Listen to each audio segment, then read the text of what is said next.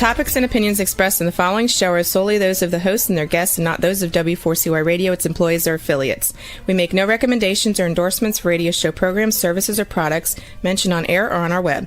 No liability, explicit or implied, shall be extended to W4CY Radio or its employees or affiliates. Any questions or comments should be directed to those show hosts. Thank you for choosing W4CY Radio.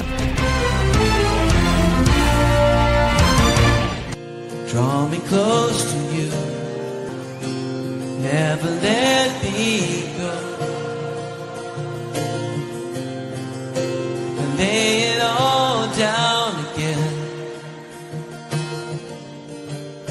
to hear you say that I'm a friend.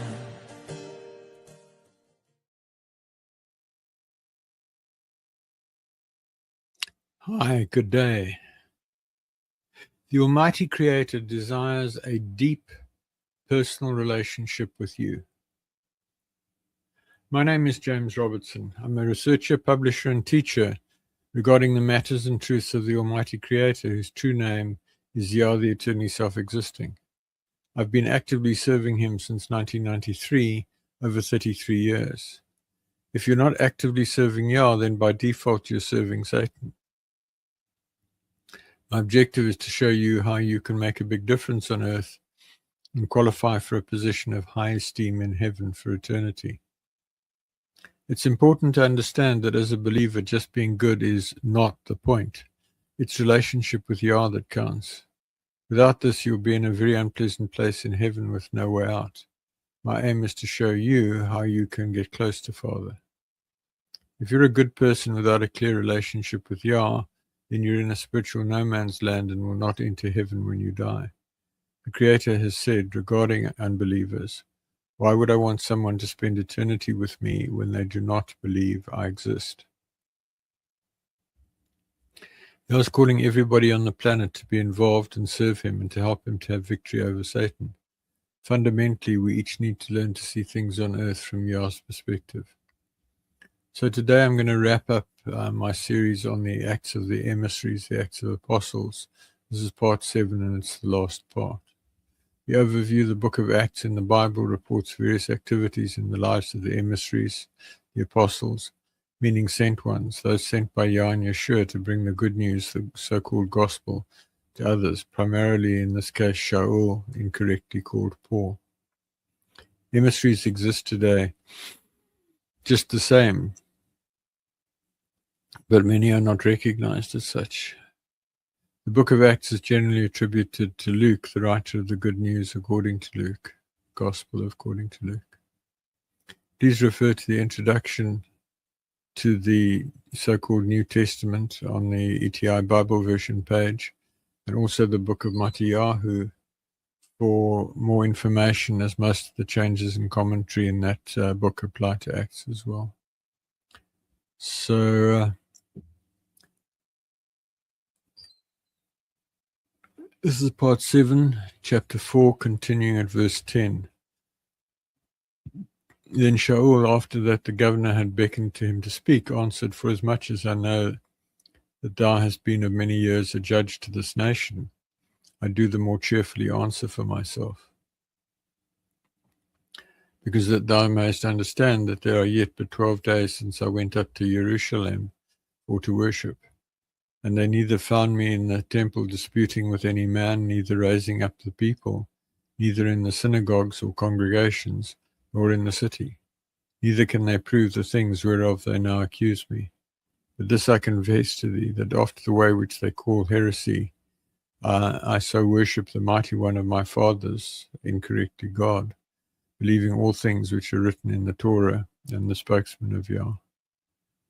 So there's an interesting thing, they call what Shaul is teaching heresy. And the interesting thing is, as a general principle, it's religious people who are in error who accuse true believers of heresy when they're actually speaking on behalf of Yah, and not the other way around.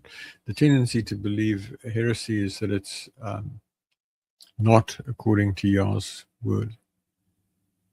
And the reality is that when you're dealing with religious people who don't have a relationship with Yah, They're carrying demons, and those demons have got them by the ear and are speaking rubbish. So if you are really speaking truth from Yah and somebody calls it heresy, just be aware where it's coming from. Verse 15. And have hope toward Yah, which they themselves also allow. There shall be a resurrection of the dead, both of the just and the unjust. And herein do I exercise myself to have always a conscience void of offense towards Yah and towards men. Now after many years I came to bring kind deeds to my nation and offerings, whereupon certain Yehudi from Asia found me purified in the temple, neither with multitude nor with tumult, who ought to have been here before thee and object if they had aught against me. Or else let these same here say, if they have found any evil doing in me while I stood before the Sanhedrin, except it be for this one declaration that I cried out standing among them, touching the resurrection of the dead, I am called into question by you this day. And when Felix heard these things, having more perfect knowledge of that way, he deferred them and said, when Lysias the commander shall come down, I will know the uttermost of your matter. And he commanded the captain to keep Shaul and to let him have liberty, that he should forbid none of his acquaintances to minister or come to him. And after certain days, when Felix came with his wife Drusilla, which was a Yehudis, Jewess, he sent for Shaul and heard him concerning the Emunah in the anointed one of Yah, Emunah, faith incorrectly. And as he reasoned of righteousness, temperance, and judgment to come, Felix trembled and answered, Go thy way, for this time when I have a convenient season I will call for thee. So in that verse you get a sense of Shaul's real message. And the interesting thing about the book of Acts, it's largely just a historical account. There's very little teaching in it. There's very little that you can draw out of the book of Acts in terms of how you live the life as an anointed servant.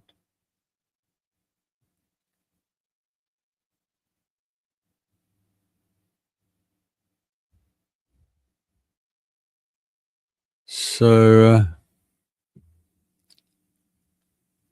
he hoped, 26, he hoped also that money should have been given him of Shaul, that he might loose him, wherefore he sent for him the oftener and communed with him. So here we've got the governors looking for bribes. And the question, of course, is how we know that.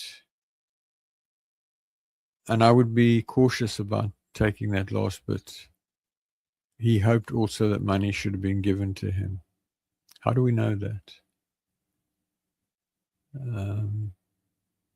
Maybe he declared it, but believers do tend to invent things, so I would be a bit cautious of attaching significance to that. Verse 27.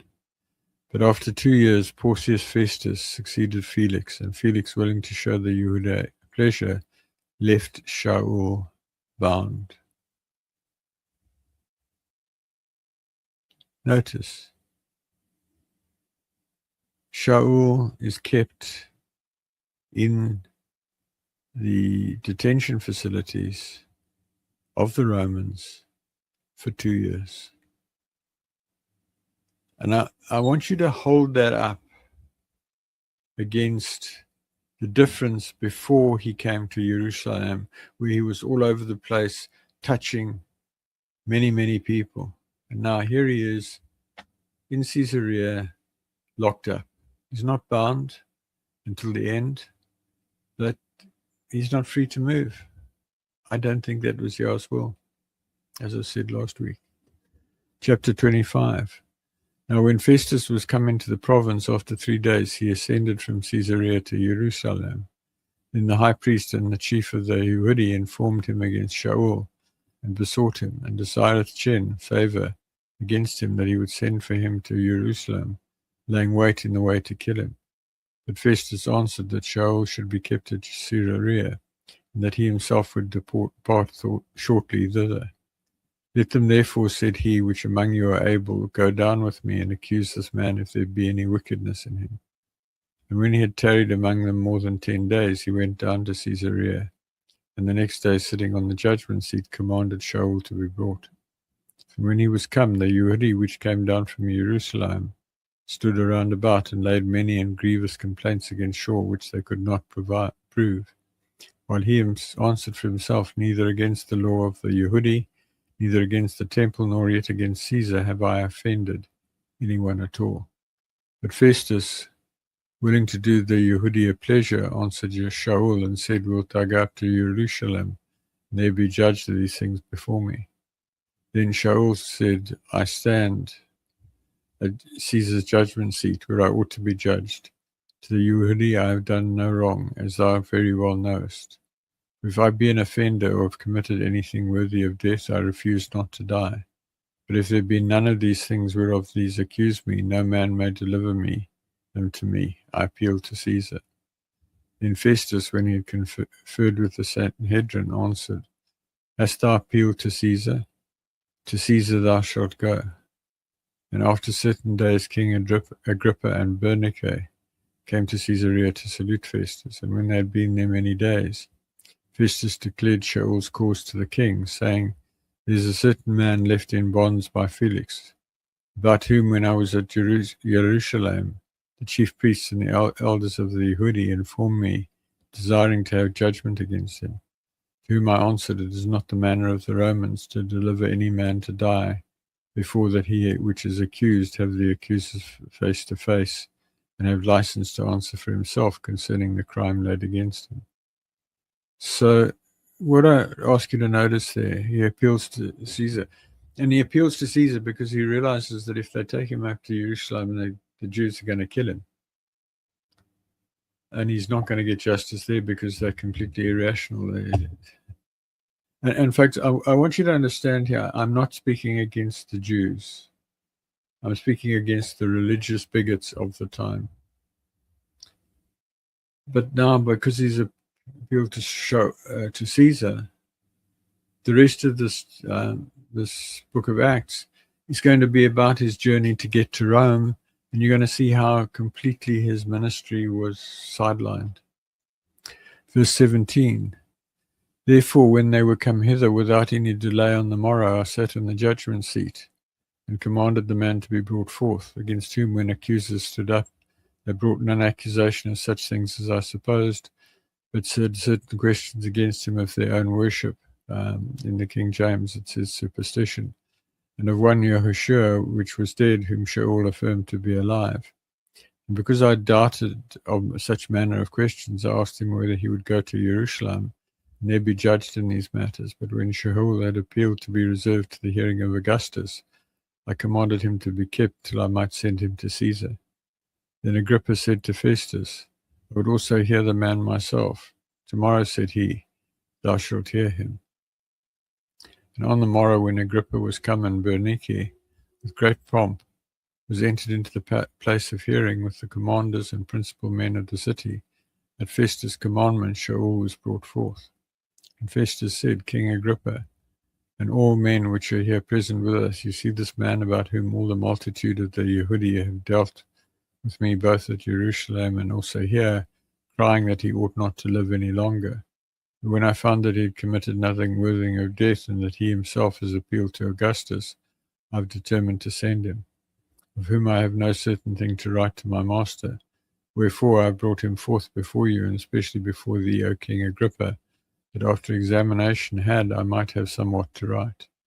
For it seemed to me unreasonable to send a prisoner and not withal to signify the crimes laid against him.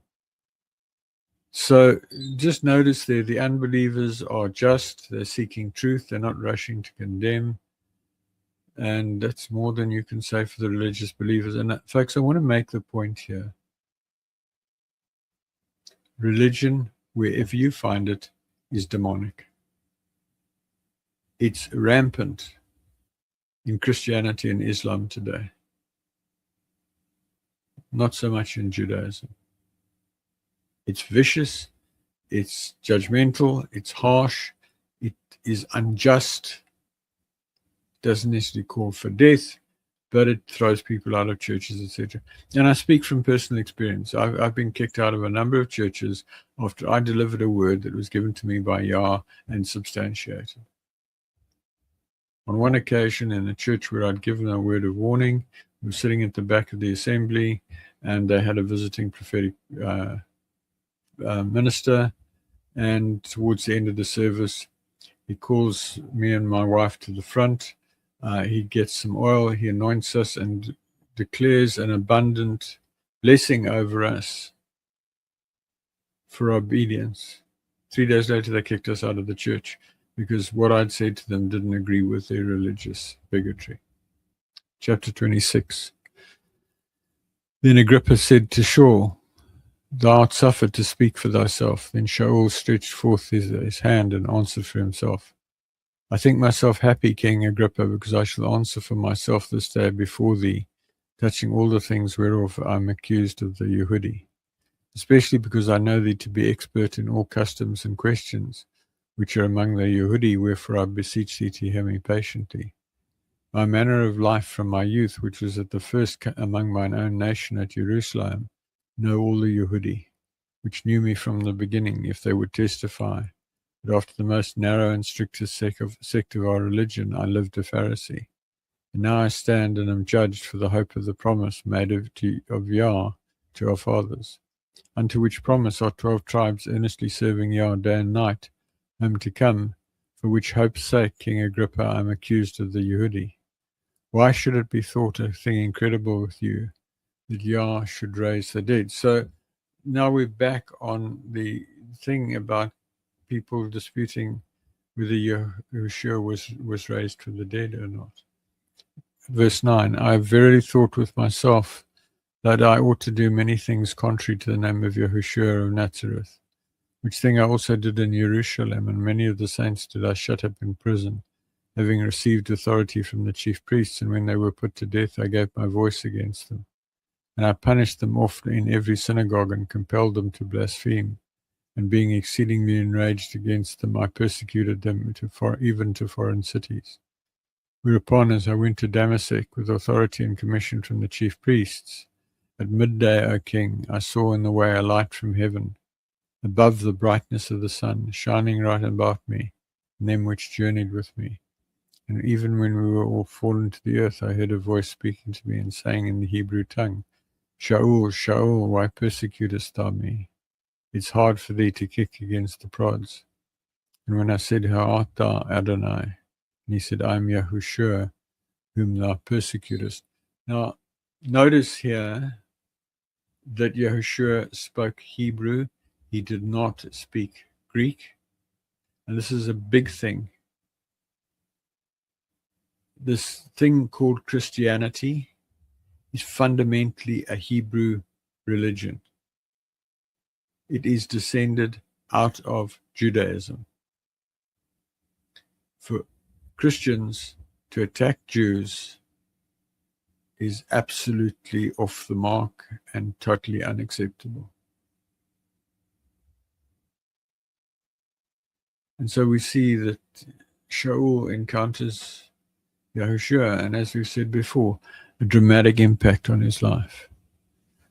Yahooshua speaking, verse 16, But rise and stand upon thy feet, for I have appeared to thee for this purpose, to make thee a minister and a witness both of these things which thou hast seen and of those things in which I will appear to thee, delivering thee from the people and from the Hagoyim, to whom now I send thee, to open their eyes and to turn them from darkness to light and from the power of Satan to Yah, that they may receive forgiveness of sins and inheritance among them which are set apart by Umanah in me. Whereupon, O King Agrippa, I was not disobedient to the heavenly vision, but showed first to them in Damascus and at Jerusalem and throughout all the coasts of Yehuda, and then to the Hagoyim, that they should repent and turn to Yah and do works meet for repentance.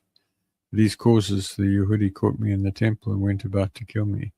Having therefore obtained help of Yah, I continue to this day, witnessing both to small and great, saying nothing other than things than those which the spokesman of Yah and Moshe did say should come.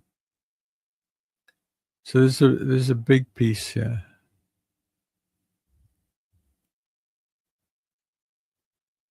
religious people,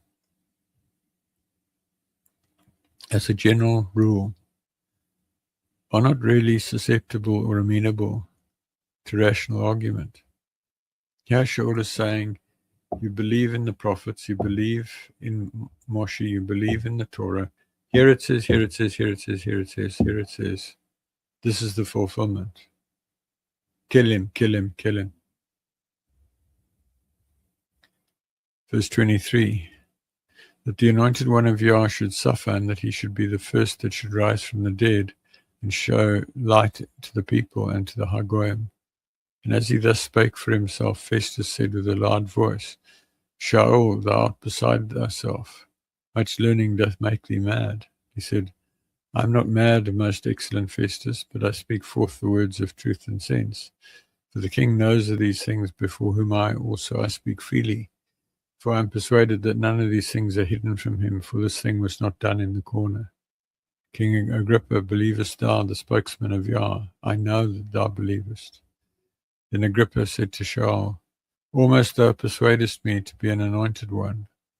And Shaul said, I would to Yah that not only thou, but also all that hear me this day were both almost and altogether such as I am, except these bonds.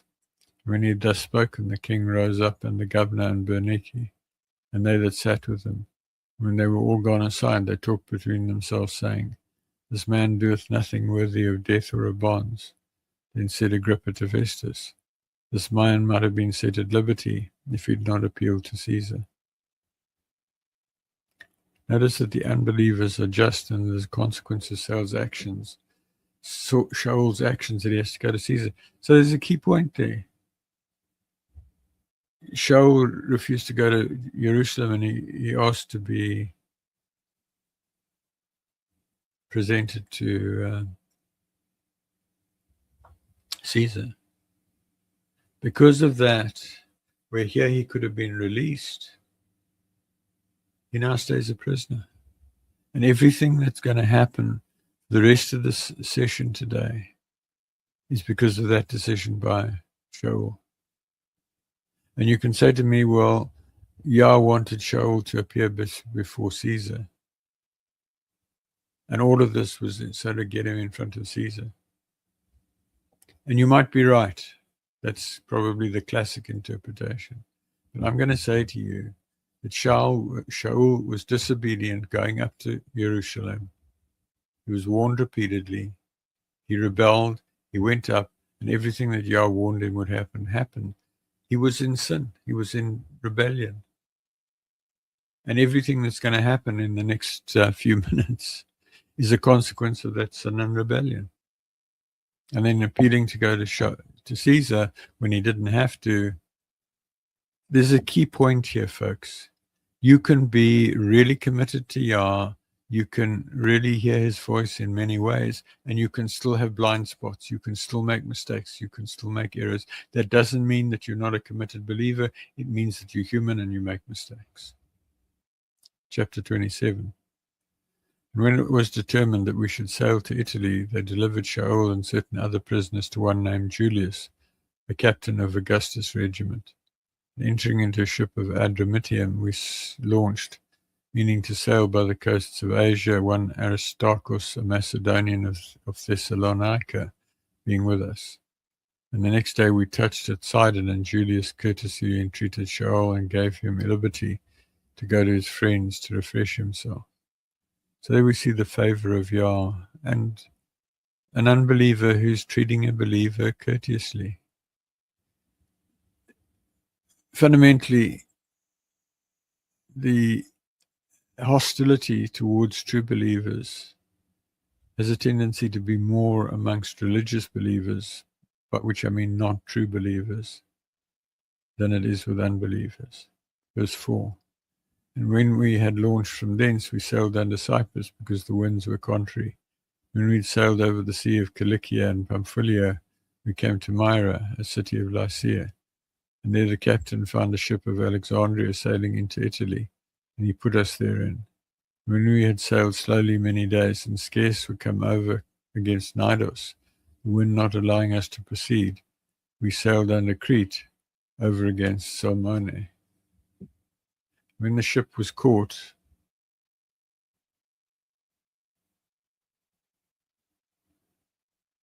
and hardly passing it, came to a place which is called the Fair Havens, now whereunto was the city of Lasea. Now when much time was spent, and when sailing was now dangerous, because the fast was now already past, fast probably Yom Kippur, the day of atonement, so autumn, Shaul admonished them and said to them, Sirs, I perceive that this voyage will be with hurt and much damage, not only of the lading and ship, but also of our lives. Nevertheless, captain believed the master and the owner of the ship more than those things which were spoken by Shaul. Because the harbour was not commodious to winter in, the more part advised to depart thence also, if by any means they might attain to Phoenicia, and there to winter, which is in a haven of Crete, and lieth towards the southwest and northwest. And when the south wind blew softly, supposing that they had obtained their purpose, losing sense, they sailed close by Crete.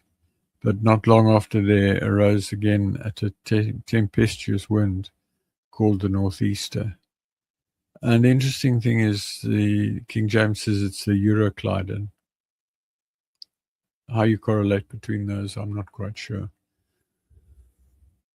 And when the ship was caught and could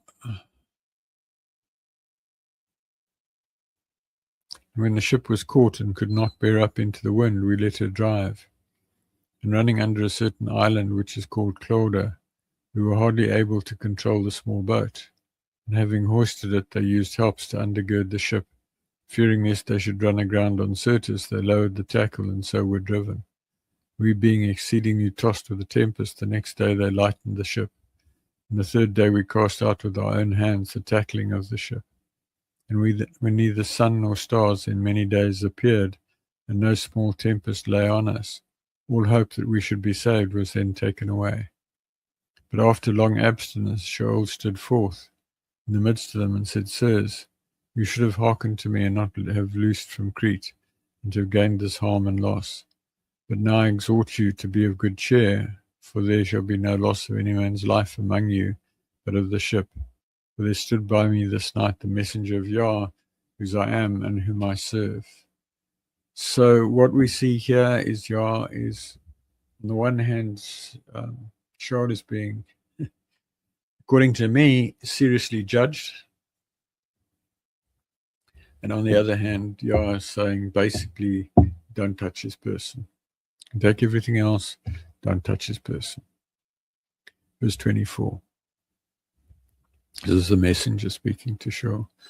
Fear not, Shaul, thou must be brought before Caesar, and lo, Yah has given me all of them that sail with thee. Now the thing to notice there, as all the way through the Bible, you do not know what Shaul said to Yah, and Yah said to Shaul in his head, in his heart, that nobody knows. So Shaul's saying, Father, I realize it's a mess. Please, can you help us? Please, can you save all of these people? And Yah says, you know what? I'll do that. It's going to be rough, but just trust me. And he sends a messenger, an angel, to say, Shaul, you've been heard. You're going to love. Verse 25. Wherefore, sirs, be of good cheer, for I believe Yah that it shall be even as it was told me. Howbeit we must be cast upon a certain island. But when the 14th night was come, as we were driven up and down in the Adriatic Sea about midnight, the shipmen deemed that they drew near to some land, and sounded and found it 20 fathoms. When they had gone a little further, they sounded again and found it 15 fathoms. Then fearing lest we should run aground on the rocks, they cast 4 anchors out of the stern, and we prayed for day to come. And as the sailors were about to flee out of the ship, when they had let down the boat into the sea under pretense as though they would cast anchors out of the prow, Shaul said to the captain and to the soldiers, except these abide in the ship, you cannot be saved. So there's a conversation going on between Shaul and Yah, that he knows that Yah is saying, keep those people on board. Then the soldiers cut off the ropes of the boat and let her fall off. And while the day was coming, Shaul besought them all to take meat, saying, This day is the 14th day that you've tarried and continued fasting, having taken nothing. Wherefore I pray to you to take some meat, for this is for your health. For there shall not an hair of your head fall for any of you. When he had thus spoken, he took bread and gave thanks to Yah in presence of them all. When he had broken it, he began to eat. Then were they all of good cheer, and they also took some meat. We were all in the ship 276 souls. And when they had eaten enough, they lightened the ship and cast out the wheat into the sea. When it was day, they knew not the land, but they discovered a certain creek with a shore, into which they were minded, if it were possible, to run the ship. When they had taken up the anchors, they committed themselves to the sea, and loosed the rudder ropes, and hoisted up the mainsail to the wind, and made towards shore. Falling into a place where two seas met, they ran the ship aground, and the forepart struck fast, and remained unmovable, but the hinder part was broken with the violence of the waves. And the soldiers' counsel was to kill the prisoners, lest any of them should swim out and escape. But the captain, willing to save Shaul, kept them for their purpose, and commanded that they which could swim should cast themselves first into the sea and get to land, and the rest come on boards, and some on broken pieces of the ship. And so it came to pass that they escaped all safe to land. So there again we see the captain willing to save Shaul, the favor of Yah. So on the one hand,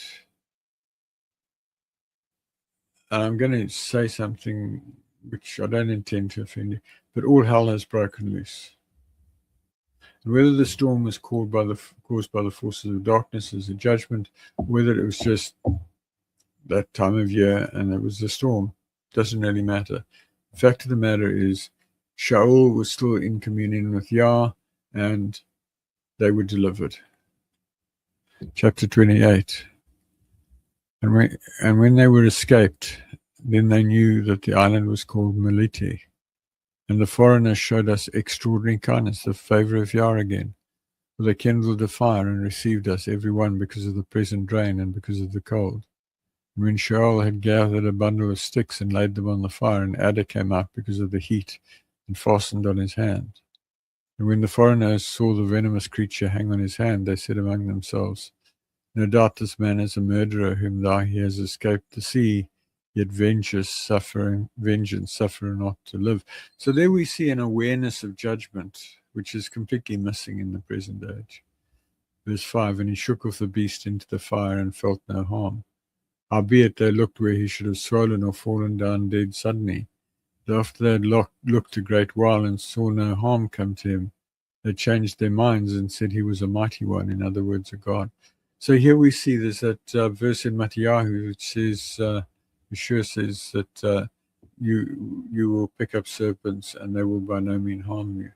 So here we see Shaul, an anointed one, walking in that anointing, and the viper doesn't touch him. Verse 7, in the same quarters were possessions of the chief man of the island, whose name was Publius, who received us and lodged us 3 days courteously. And it came to pass that the father of Publius lay sick of a fever and dysentery, to whom Shaul entered in and prayed and laid his hands on him and healed him. So when this was done, others also which had diseases in the island came and were healed. So now suddenly Shaul has an opportunity to minister. The thing I ask you to stay with, he spent 2 years in Caesarea. He didn't need to come down this route. And why am I laboring the point? Because there is such wrong thinking amongst believers when things go wrong. Oh, well, look what happened to Shaul, and look what happened to Yeshua or Jesus, etc., etc. No. If you are free of sin, the forces of darkness legally cannot touch you. For things to go wrong in your life, you're breaking one of the 10 commandments or one or two other commandments. It's that simple. Verse 10, who also honored us with many honors, and when we departed, they laden us with such things as were necessary. And after 3 months we departed in a ship of Alexandria, which had wintered in the isle, whose sign was Castor and Pollux. And landing at Syracuse, we tarried there 3 days, from which place we went round and arrived at Rhegium, and after 1 day the south wind blew, and we came the next day to Puteoli, where we found brethren and were desired to tarry with them 7 days, and so went towards Rome. Verse 15. And from thence, when the brethren heard of us, they came to meet us at Forum of Appius, in 3 taverns, whom when Shaul saw, he thanked Yah and took courage. And when we came to Rome, the captain delivering the prisoners to the captain of the guard, but Shaul was suffered to dwell by himself with a soldier that kept him. And it came to pass that after 3 days Shaul called the chief of the Yehudi together, and when they were come together, he said to them, Men and brethren, though I have committed nothing against the people or customs of our fathers, yet I was delivered prisoner from Jerusalem into the hands of the Romans. When they had examined me, would have let me go, because there was no cause of death in me. But when the Yehudi spoke against it, I was constrained to appeal to Caesar, not that I had aught to accuse my nation of. For this cause, wherefore have I called to you, to see you, to speak with you, because that for the hope of Israel I am bound with this chain. So he was bound. He was in his own place with a soldier, but he was chained. I don't think he needed to be chained. I think he could have got to Rome on his own 2 feet, in his own time, probably sooner, if he hadn't gone to Jerusalem. And I'm sorry. No, I'm not sorry. I have a point to make. If there are things that are wrong in your life, it's something to do with you that you need to sort out with Yah. Please hear me. Verse 21, and they said to him, We neither received letters out of Yehuda concerning thee, neither any of the brethren that came showed or spake any harm of thee. But we desire to hear of thee what thou thinkest, for as concerning the sect, we know that everywhere it is spoken against. When they had appointed him a day, there came many to him in his lodging, to whom he was explaining, earnestly witnessing about the kingdom of Yah, persuading them concerning Yahooshua, both out of the Torah of Moshe and out of the spokesmen of Yah, from morning till evening. And some believed the things which were spoken, and some believed not. And when they agreed not among themselves, they departed. After that, Shaul had spoken 1 word. Well spake the set apart spirit by Yeshayahu, Jeremiah, the spokesman of Yah to our fathers, saying, Go to this people and say, Hearing Yah you shall hear and shall not understand, and seeing you shall see and not perceive. For the heart of this people has become thickened, and their ears are dull of hearing. In their eyes have they closed, lest they should see with their eyes and hear with their ears and understand with their heart, and should be converted, and I should heal them. Be it known therefore to you that the salvation of Yah is sent to the Hagoyim, that they will hear it. And when he had said these words, the Yehudi departed and had great reasoning among themselves. And Shaul dwelt 2 whole years in his own hired house, and received all that came into him, preaching the kingdom of Yah and teaching those things which concern Adonai Yahushua, the anointed one of Yah, with all confidence, no man forbidding him. So again, we see the favor of Yah, but he's still there in chains for 2 years. And there's no mention whether he got to go before Caesar or not. Presumably he did. I don't know the whole history story. But I'm sorry. It's really on my heart. I don't want you to read the book of Acts and say, oh, goodness gracious, Shaul was such a great emissary. Look what happened to him. All these things that are going wrong in my life, that's just the way it is to be a believer. No, it's not the way it is to be a believer. A believer is to walk in victory. And if there's something wrong in your life, there's something you doing or not doing that you need to sort out. So I want to wrap up by asking you, what is the state of your relationship with the Almighty Creator? I'd like to ask you to critically examine where you are relative to Him. Do you talk to Him constantly throughout the day and allow Him to lead you in every possible way? Do you worship Him at every opportunity? Have you clearly and unambiguously heard him call you friend? If not, you're failing in your life purpose and you'll be bitterly disappointed when you die.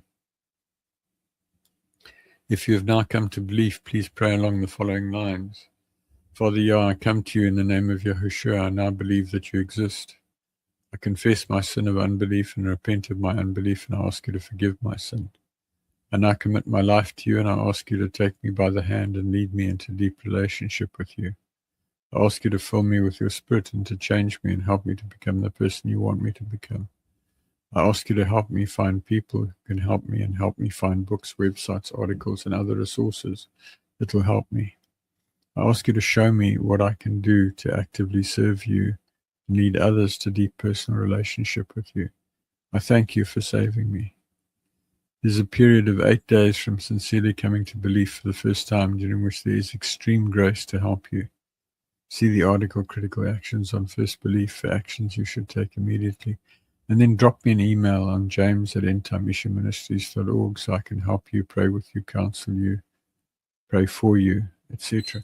Folks, don't hold back. I love hearing from people. It gives me great pleasure. So if you want to write to me, just drop me a line. Please email james@endtimeissueministries.org. It's on the screen. Now I want to step back.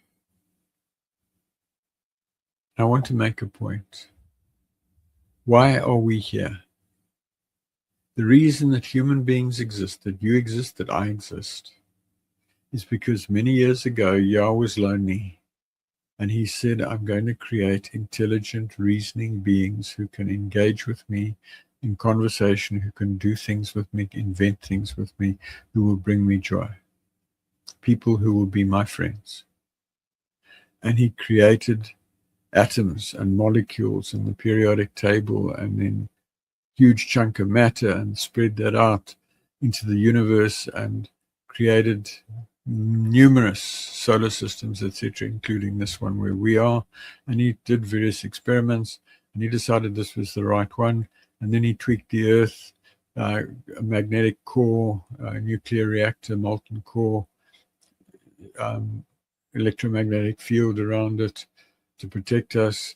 And then he created all the plants. He started in an evolutionary manner with one-cell organisms, and he progressively created more and more complex plants. And then he created more and more complex animals. And when he was really happy with the animals and the plants and everything, he created human beings. For one reason only, to be friends. So it doesn't matter who you are, what you are, if you're black or white, Indian, Asian, Caucasian, whatever. It doesn't matter if you're from Africa, Asia, India, America, United States, Europe, wherever. It doesn't matter if you're rich or poor, tall or short, thin or fat. It doesn't matter if you've got blonde hair and blue eyes or black hair and brown eyes or whatever. Father wants you to be his friend. Just put your hands up and say, Father, Yah, James Robertson says you want me to become your friend. I choose to become your friend. Help me to become your friend. There's an ebook on the website. If you hover over home in the top left-hand corner of the website, there's a drop-down list. 7 components of drawing close to Yah. Read it, put it into practice. So in closing, thank you for listening. Please send me your questions to james@endtimeissueministries.org. Please email me to join the mailing list at james@endtimeissueministries.org. If you decide to draw close to the Almighty, please let me know and I can connect with you by Zoom, Teams, email, LinkedIn, Facebook, WhatsApp, or telephone so that I can help you with your journey. I hope to connect with you again next week when I will continue to explore how to become a friend of the Creator. Work with me to make a way for Yahushua to return in victory at the end of the millennium and make his enemies his footstool. Folks, that's pretty much it. If you've been walking with me for a while, I'm going to say to you good night. Have a great weekend. Have a great week, and I'll see you next Friday. If you're new to the channel, please stay on. I've got some things that I want to share with you. So for those of you who are leaving, I'll say good night. In closing, who am I? James Robertson. I have a doctorate in engineering, and I'm a retired military commander. I now work as a management consultant. I have over 33 years' experience of actively seeking to draw close to the Almighty following a dramatic encounter with him on the 12th of March 1993 when he spoke to me audibly in a locked room, and I knew for certain that he was real. In learning about Father, I applied my deep-seated aversion to failure born out of an accident in early childhood, coupled to my engineering and military training of rigor in preventing failure, to my seeking of knowledge about Father. This journey led to numerous supernatural experiences, prayers answered, and clear communication with the Creator. Forms the basis of what I teach in these programs. See the video, Why Seek Relationship, for an overview of what I believe. Please visit my website at www.entameshuministries.org. For evidence of creation, read the page, Don't Believe the Creator Exists. You need to watch this at the top of the website. The ETI version of the Bible with correction of translation errors is on the ETI Bible version page. For recordings of nearly all of the teachings broadcast so far, go to www.relationshipwithcreatorradio.com. Search on Google for Relationship with Creator Radio. Transcripts are on the Transcripts of Broadcast page.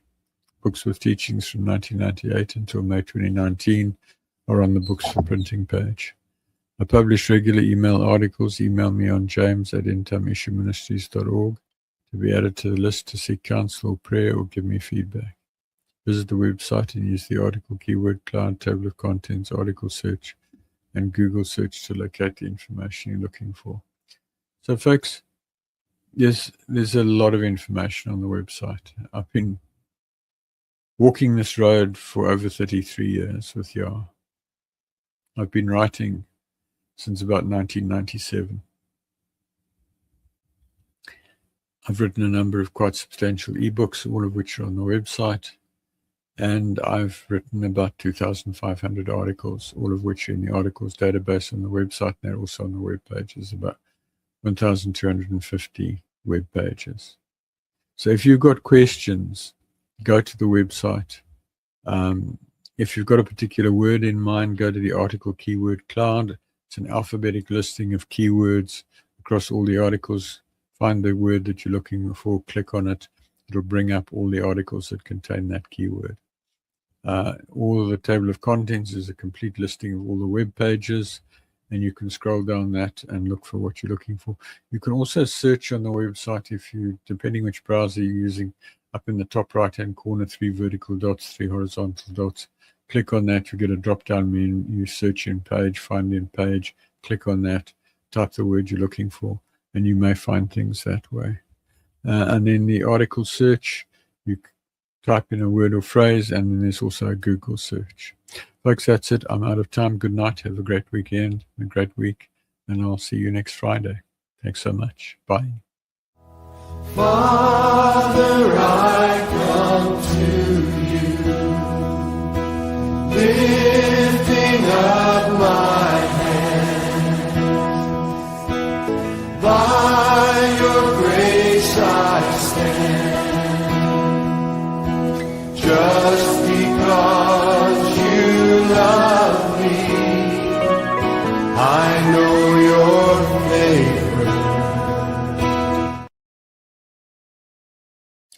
Do you really understand the book of the Acts of the Emissaries, the Acts of the Apostles in the Bible?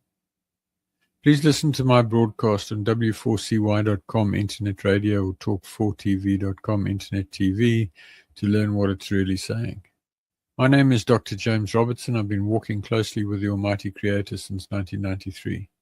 Visit my website at www.entameshuministries.org for a lot of information about the matters of the Almighty. For back issues of broadcast, visit www.relationshipwithcreatorradio.com or email me on james@entameshuministries.org to find out more. Folks, I look forward to hearing from you. Have a great day. Thanks so much. Cheerio.